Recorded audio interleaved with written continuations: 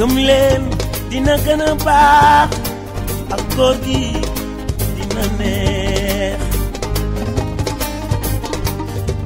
Voilà, donc on va démarrer la conférence de presse. Je voudrais d'abord, au préalable, vous remercier donc de votre déplacement et remercier particulièrement les journalistes qui sont venus donc, assister à cette rencontre et qui d'ailleurs sont nos partenaires parce qu'ils relaient nos informations. Eh bien, donc cette conférence de presse va porter principalement donc, sur les activités du parti en France, sur l'opposition, la situation politique et bien entendu la candidature de Wade. Donc nous allons en premier lieu donc, demander à Sarah de lire le texte et évidemment laisser la parole à Maïssa Touré et Souri donc de faire un petit commentaire avant de passer la parole donc, aux journalistes. Et Sarah, vous avez la parole, on peut commencer. Merci Serigne Dame de m'avoir donné la parole. Avant de lire le texte, j'aimerais remercier tous les journalistes qui ont fait le déplacement et tous les militants qui se sont déplacés, qui ont quitté leurs activités pour venir. Et nous voulons vous dire au nom de la commission de communication un grand remerciement. Dans un contexte préélectoral marqué par des controverses, des amalgames, voire des calomnies à l'endroit de notre frère secrétaire général national, Maître Abdoulaye Wade, le PDS en France a décidé d'organiser une rencontre avec la presse nationale et internationale pour donner son point de vue sur l'actualité politique, la question de la validité de la candidature de Maître Abdoulaye Wade, mais aussi de dérouler sa stratégie globale de campagne pour remporter largement les élections présidentielles au soir du 26 février 2012, dès le premier tour. Nous faisons le constat suivant assez déplorable, que depuis l'annonce de sa candidature, notre frère secrétaire national général, par ailleurs président de la République, fait l'objet d'attaques et de calomnies les plus extravagantes qui n'ont de limite que celle de l'imagination de leurs auteurs. La démesure, le mensonge, l'hypocrisie et même la traîtrise ne suffisent pas pour qualifier cette attitude de l'opposition. Elle sait qu'elle est incapable de battre démocratiquement Maître Abdoulaye Wade. Dès lors, leur seul chantier de bataille est de déclarer, sans aucune lecture objective des lettres de notre loi fondamentale, notamment en ses articles 104 et 27, que sa candidature est invalide. Toute personne de bonne foi sait que l'opposition est dans une posture éhontée et irrespectueuse de la démocratie et de ses principes.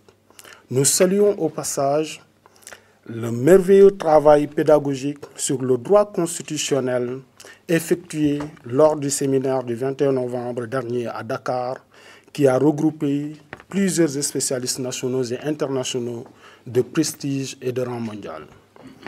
À la limite, nous pouvons admettre le débat, mais à condition que cela se passe dans un cadre démocratique et de respect scrupuleux de nos institutions. Le Sénégal est à la croisée des chemins en ce qui concerne la consolidation de notre démocratie et de notre nation en tant qu'une et indivisible. La situation du moment appelle donc de la part de chaque Sénégalaise et de chaque Sénégalais, et au-delà de tout leader politique, un esprit de responsabilité et de patriotisme. Nous disons ici de manière solennelle que le premier acte patriotique dans un système de démocratie est le respect de nos institutions et du choix du peuple. Il est évident que de toute l'histoire de notre Sénégal, aucun homme politique n'a plus de légitimité démocratique que Maître Abdoulaye Wade. Nous sommes confiants que le peuple sénégalais est un peuple mûr et plein de sagesse. Par conséquent, il saura se déterminer sans équivoque dans les jours et les mois à venir face aux imposteurs. Il saura dire avec force et vigueur non à la manipulation, Non à ce climat politique délétère et malsain, terreau de la violence et de l'anarchie. Les divisions au sein de Benno et les attaques dont ils feront l'objet les uns envers les autres est la preuve, s'il en fallait une, que l'opposition sénégalaise n'est en réalité que le regroupement ou l'agrégat d'individus mus seulement par leurs intérêts crypto-personnels. Que Moustapha Niasse et Tanor Dieng, pour ne citer que cela, déclarent chacun de manière unilatérale leur candidature n'est que la résultante de leur irresponsabilité et de leur manque de considération à l'égard du peuple sénégalais. Enfin, les masques sont tombés. Benno n'est en réalité que Tassaro.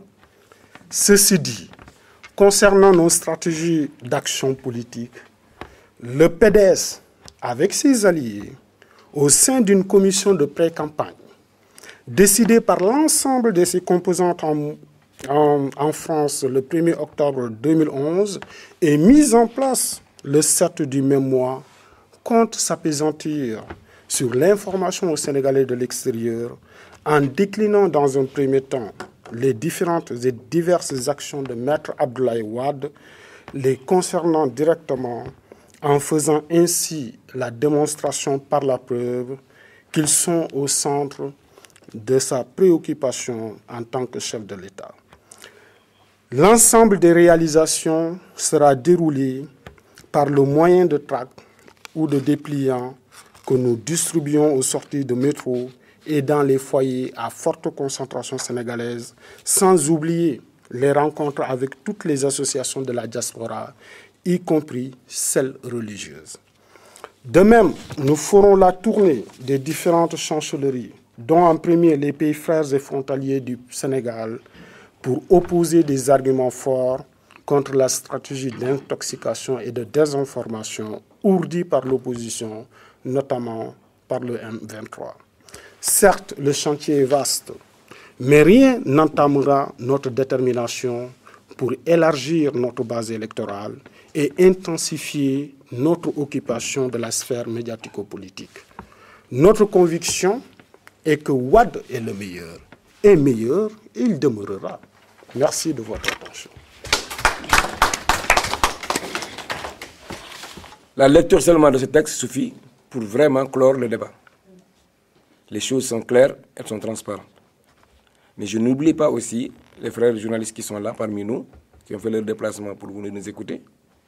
En tout cas, pour la Fédération PDS de France, pour tous les militants de France, la victoire est certaine, elle ne souffre d'aucun doute. Et la candidature de Maître Wade est derrière nous. En tout cas, les libéraux de France n'en font plus un cas. Nous, notre souci, c'est de mener campagne et de bien mener campagne pour qu'au soir du 26 février, que tout le monde crie victoire, une large victoire de notre frère secrétaire général, Maître Abdoulaye Wade. Vive le Sénégal, vive le PDS et je vous remercie.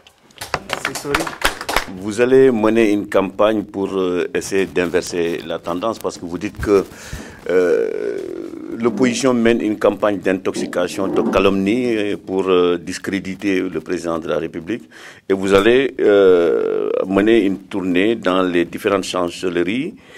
Quels sont ces chancelleries? Est-ce qu'ici c'est à Paris concrètement? Essayez d'être un peu plus explicite sur ce point, c'est ce que je voudrais comme complément d'information.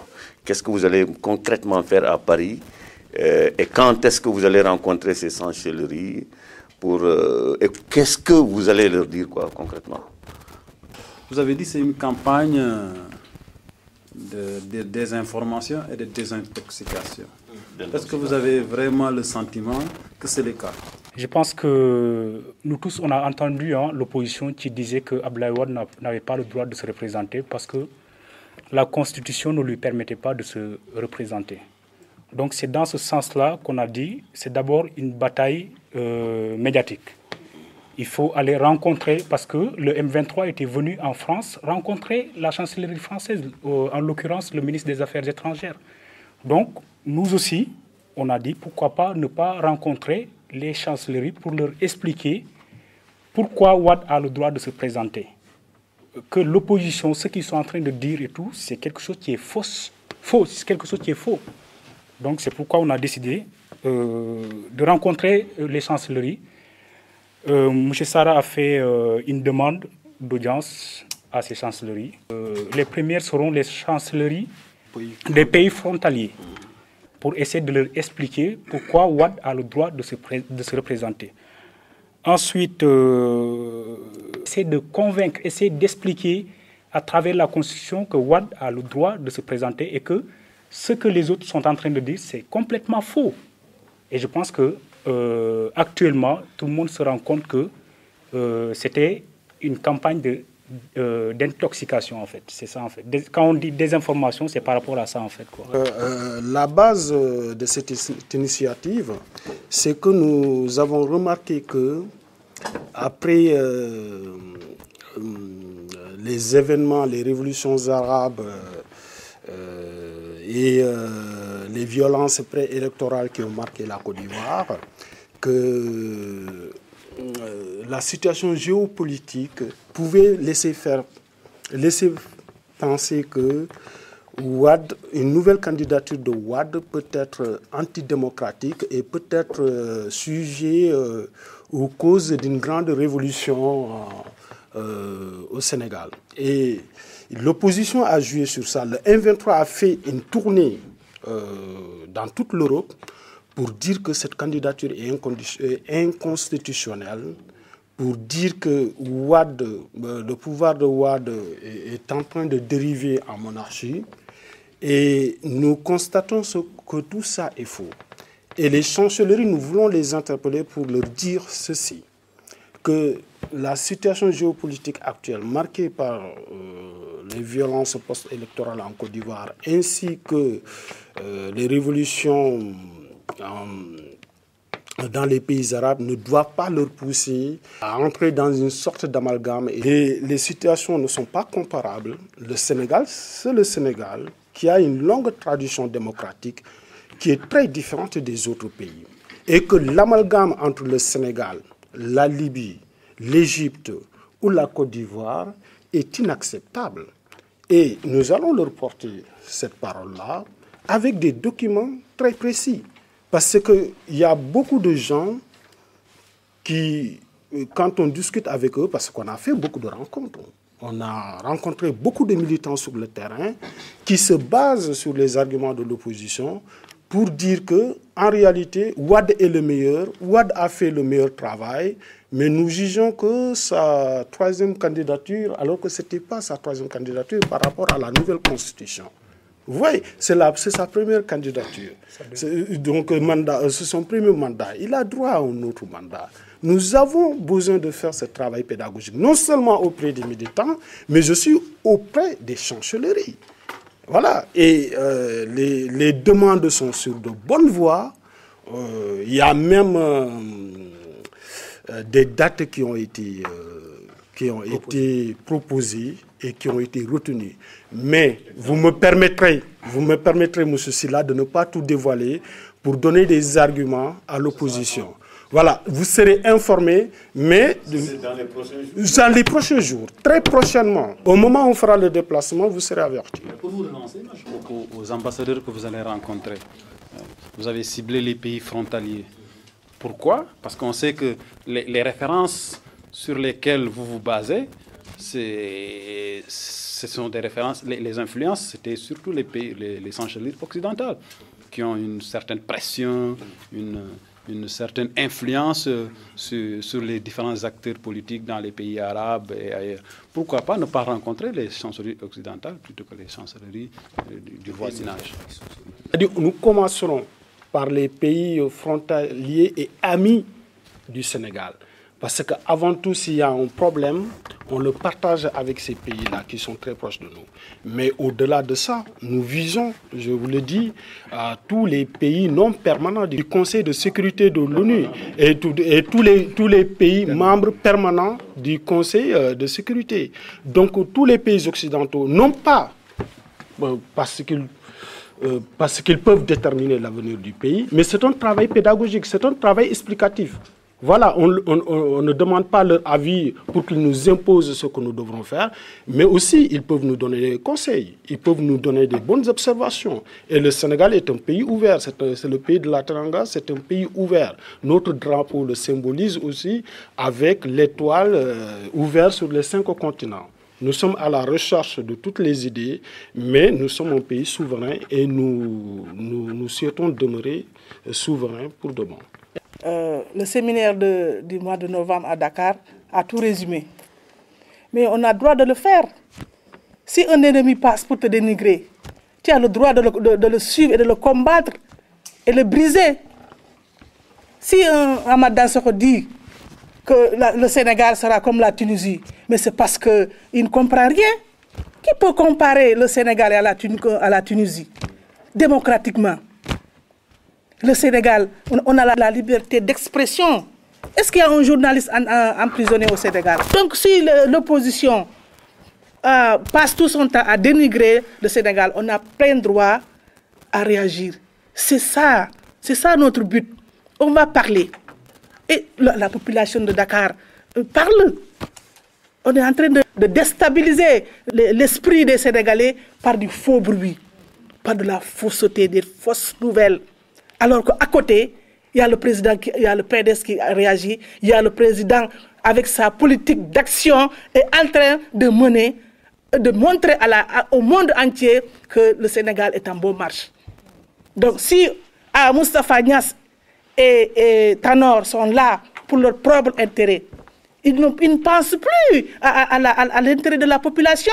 Si la population, sur le plan de la santé, l'éducation, ils n'y pensent pas. Eux, ils ne gèrent que leur propre intérêt de se présenter comme président. Alors, au contraire, avec Maître Wade, ce n'est pas la même chose.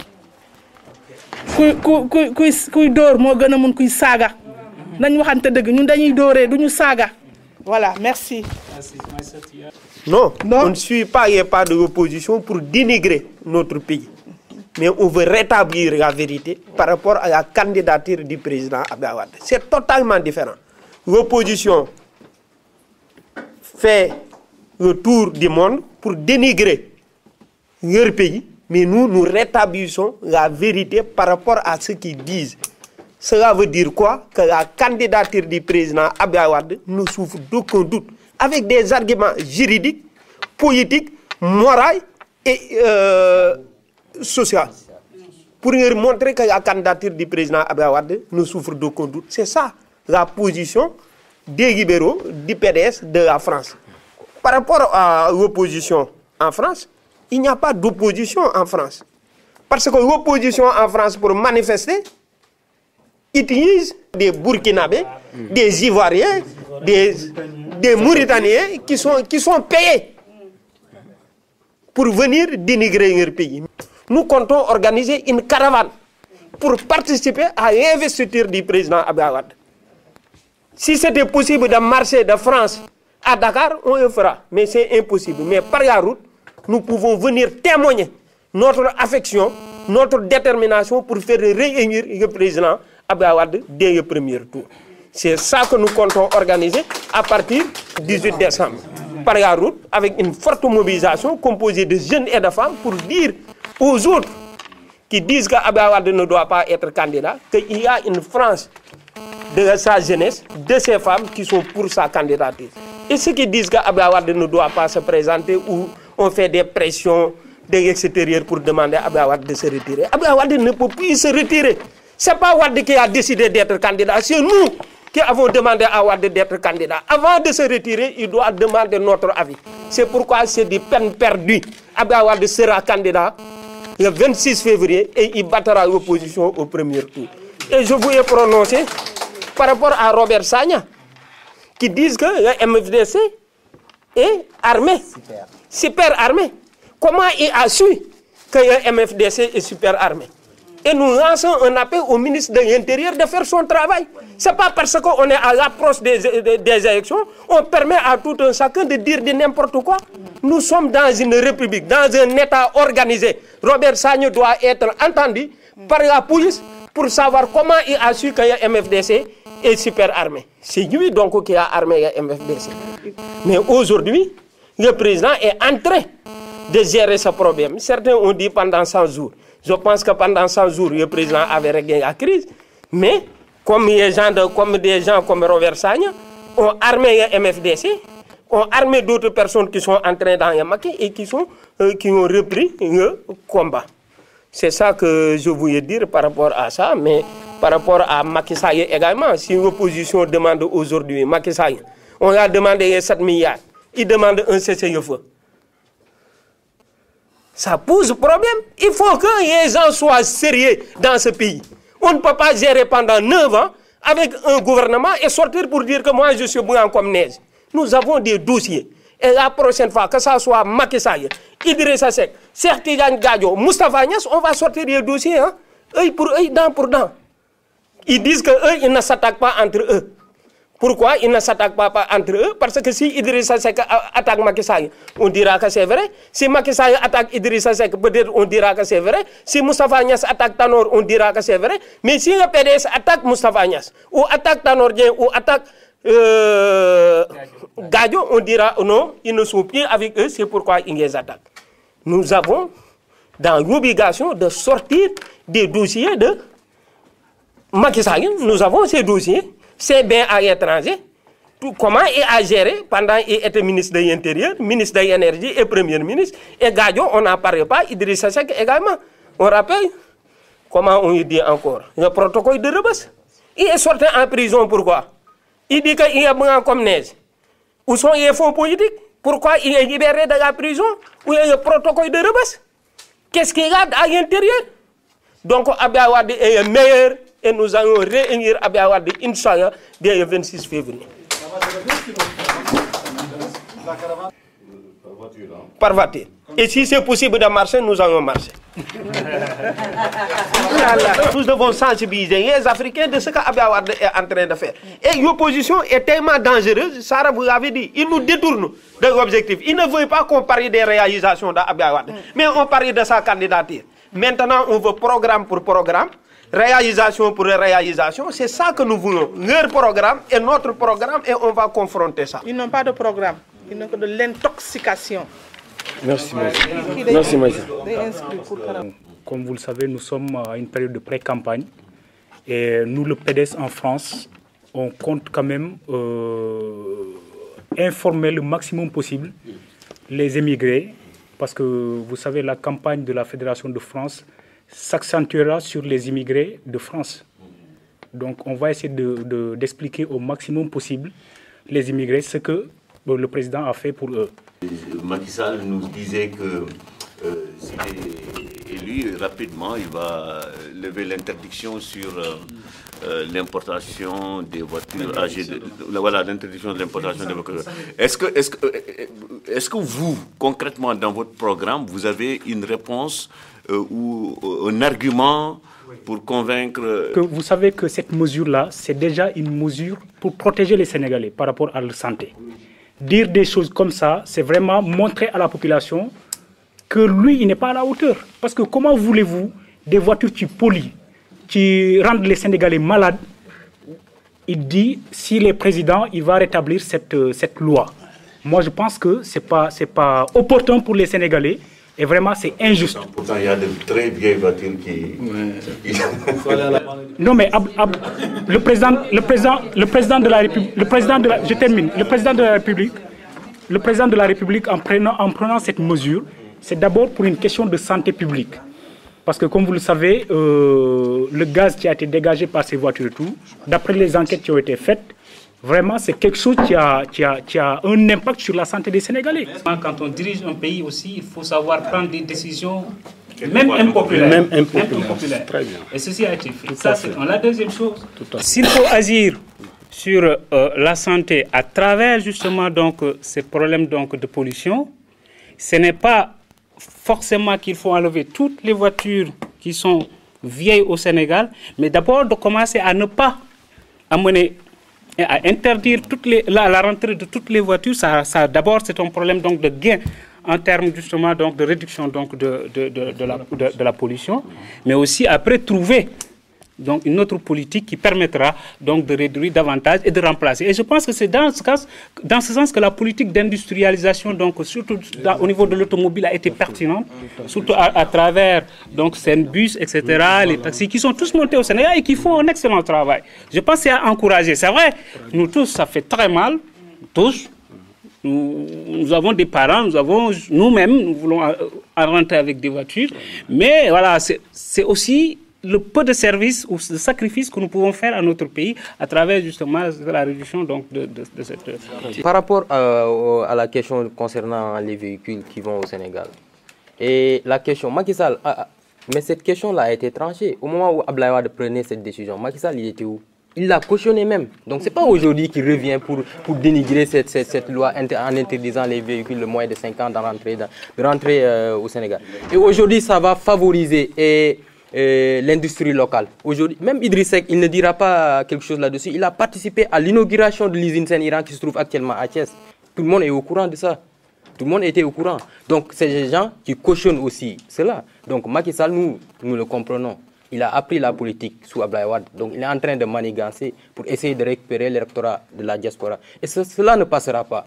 Parce qu'aujourd'hui, au niveau de la diaspora, sous la tête de la fédération, des jeunes, des femmes et aussi du commissaire Maïssa Touré, on est en train de faire un travail.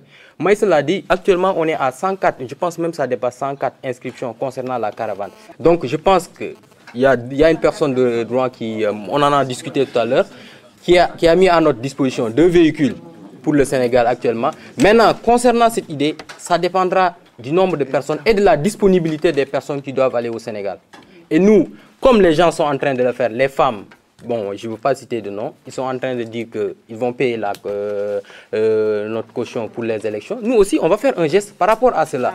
Nous, peut-être, on ne va pas participer à cette caution, mais nous, on va faire une autre participation, à savoir, on va mener cette caravane jusqu'au Sénégal. On va passer par Saint-Louis, Louga et tout cela pour atterrir à la place de l'indépendance et aller directement à l'investiture du président de la République. Ainsi de suite, sensibiliser les jeunes. Donc au niveau de la France, on est en train de faire un travail extraordinaire. Et je pense que le débat sur la candidature d'Abdoulaye Wade, du président Wade, va bientôt finir. Parce que nous, actuellement, on est en train de mener une campagne par rapport à nos réalisations, par rapport à tout ça. Vous voyez, on est en train de sillonner le pays. Aujourd'hui, regardez le Sénégal, comment il est.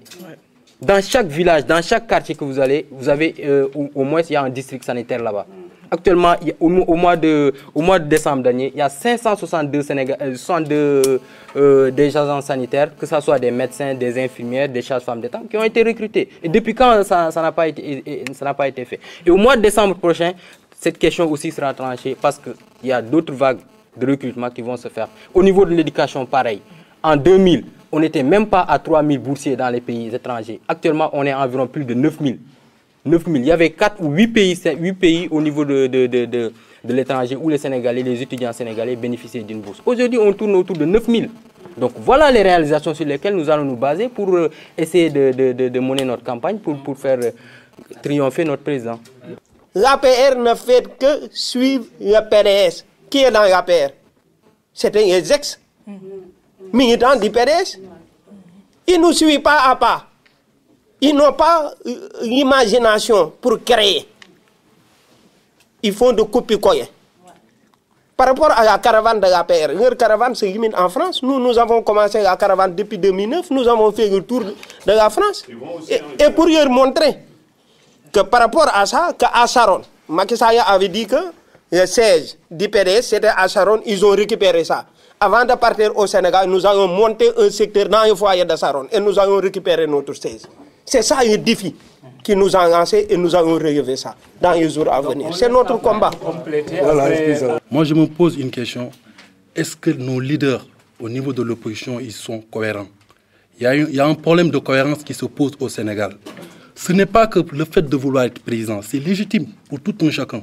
Mais je pense que quand on a eu à avoir des fonctions, de hautes fonctions, au sein d'une nation, il faut quand même, quand vous dites des choses, il faut pouvoir vraiment être sûr ou avoir une cohérence par rapport à la population.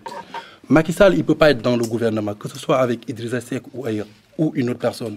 Et revenir ici nous dire des choses qui sont pas dans les normes. Actuellement, nous voulons évoluer au Sénégal. Or, au niveau des voitures, moi je pense que c'est quelque chose qui est derrière nous. Nous, on veut avancer, on veut protéger la population sur le plan environnemental et tout. Et j'insiste beaucoup sur un truc. Le fait que Macky Sall, actuellement, qui était ministre de l'Énergie, qu'est-ce qu'il a fait dans ce département? Et je profite pour saluer le ministre de l'Énergie, qui a fait un travail remarquable au sein du plan Takal. On a eu un problème d'électricité au Sénégal, ça, il faut l'avouer. Et je pense que c'est derrière nous. Et ça, nous félicitons le ministre. Et tout ça pour dire que, par rapport aux réalisations, par rapport à ce qu'Abdoulaye Wade a fait, c'est incontestablement, c'est le meilleur candidat pour le Sénégal, pour la population. Et nous appelons aux organismes internationaux de venir superviser les élections. Parce que nous voulons la paix. Nous voulons que ça se passe dans de très bonnes conditions. Et nous disons, en tant que membres du Parti démocratique sénégalais, dès le premier tour, les choses vont être faites. C'est-à-dire que le président, il va l'emporter d'une façon claire et nette. Il a fait pour cela et nous sommes derrière lui. Merci. Moi, je suis militante du Parti socialiste français. Ça fait une semaine de cela que j'ai rencontré une députée socialiste. Et la première chose qu'elle m'a demandé, c'était à propos de la candidature de Maître Abdoulaye Wade. Et là, je lui ai fait comprendre que c'était une candidature qui est bien valable. Et puis, je vois, notre dénominateur commun, c'est juste la réélection du président Wade. Et puis, je lui ai fait comprendre que parmi tous les gens de l'opposition, il n'y en a aucun qui est capable de pouvoir réaliser ce que notre secrétaire général, Maître Abdoulaye Wade, a réalisé au Sénégal. Je vous remercie. Nous sommes dans un monde où l'on apprend beaucoup de choses et on oublie très vite. Parce que cette idée maîtresse qui va devoir structurer une stratégie commune et moderne en vue effectivement la réussite de notre campagne électorale. Et nous avons constaté de la part de l'opposition qui s'est versée dans un spectacle ahurissant et incompréhensible qui excite l'indignation, la haine et le mépris. Nous avons compris que c'est une opposition qui jaunit et qui traîne sans vie dans une flaque d'eau. Alors, nous avons besoin, notre démocratie a besoin d'une opposition porteur d'idées et de propositions idoines. Nous avons vécu un temps de latence dans une maturité démocratique incontestable. Parce que la démocratie, c'est comme un gazon anglais. C'est des siècles de patience. Il faut l'irriguer et le cultiver. C'est pourquoi le PDS a mis en place une stratégie de campagne pour réélire le président de la République au soir du 26 février 2012. L'opposition deviendra un paillasson sur lequel Maître Wade essuiera ses pieds au soir du 26 février. Merci.